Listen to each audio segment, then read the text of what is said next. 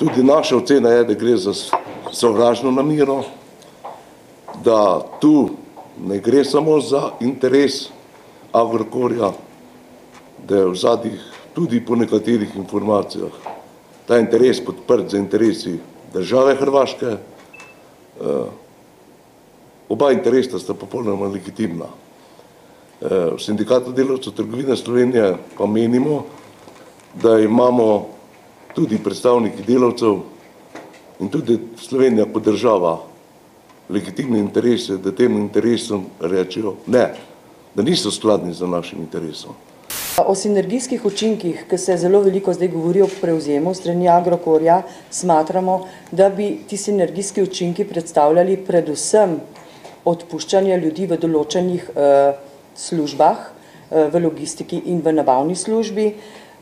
Objavljene so bile številke 10%, kar v tem hipu pomeni cirka 2200 ogroženih delovnih mest.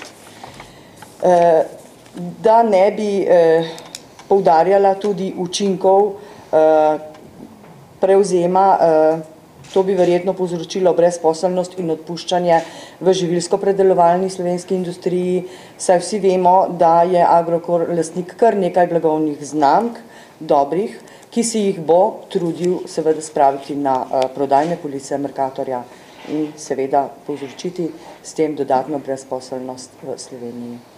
Mercator je uspešna firma, mislim, zagotovo, in mnogo vsot eksistenc družin se veže na delo pač Mercatorja.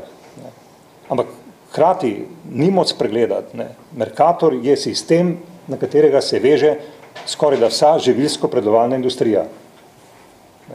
In treba biti realen, z blokado tržnih polic, ker se bi prekinila dobava tega blaga, tukaj proizvedenega, pride do zloma sistema, pride do zloma, do kalvarije, ne samo delavk in delavci, ki zdaj delajo v Mercatorju, ampak mnogi tovarn, ki so posledično vezani na obstoj Mercatorja.